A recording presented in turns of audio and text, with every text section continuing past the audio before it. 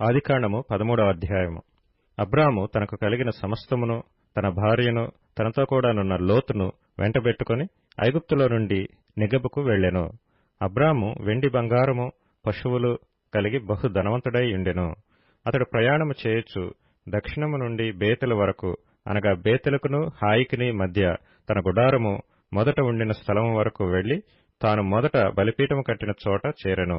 అక్కడ అబ్రాము యెహోవా నామమున ప్రార్థన చేసెను. అబ్రాముతో కూడా వెళ్లిన లోతుకును గొర్రెలు, గొడ్లు, గుడారములు ఉండెను గనుక వారు కలిసి నివసించుటకు ఆ ప్రదేశము చాలకపోయెను.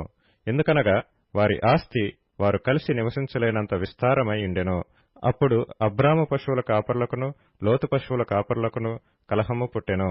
ఆ కాలమందు కనానీయులు, పెరిజ్జీయులు ఆ దేశంలో కాపురముండిరి. కాబట్టి అబ్రాము, మనము బంధువులము గనుక నాకును నీకును, నా పశువుల కాపర్లకును నీ పశువుల కాపర్లకును కలహముండకూడదు. ఈ దేశమంతయు నీ ఎదుటనున్నది కదా, దయచేసి నన్ను విడిచి వేరుగా నుండుము. నీవు ఎడమ తట్టునకు వెళ్లిన ఎడల నేను కుడి తట్టుకును, నీవు కుడి తట్టునకు వెళ్లిన ఎడల నేను ఎడమ తట్టునకును వెళ్ళుదునని లోతుతో చెప్పగా, లోతు తన కన్నులెత్తి యొర్దాను ప్రాంతమంతటిని చూచెను.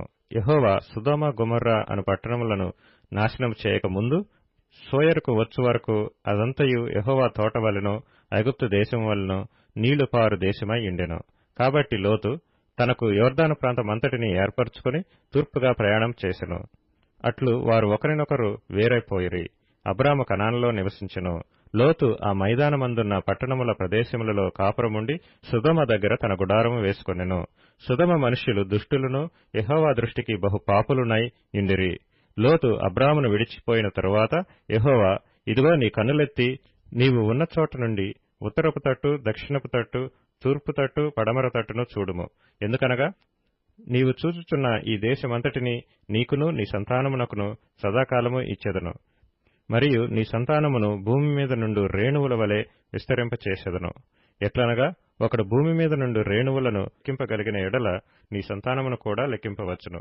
నీవు లేచి ఈ దేశము యొక్క పొడుగున వెడల్పున దానిలో సంచరించుము, అది నీకిచ్చెదనని అబ్రాముతో చెప్పెను. అప్పుడు అబ్రాము తన గుడారము తీసి హెబ్రోనులోని మమ్రే దగ్గరనున్న సింధూర వృక్ష వనములో దిగి అక్కడ యెహోవాకు బలిపీఠము కట్టెను.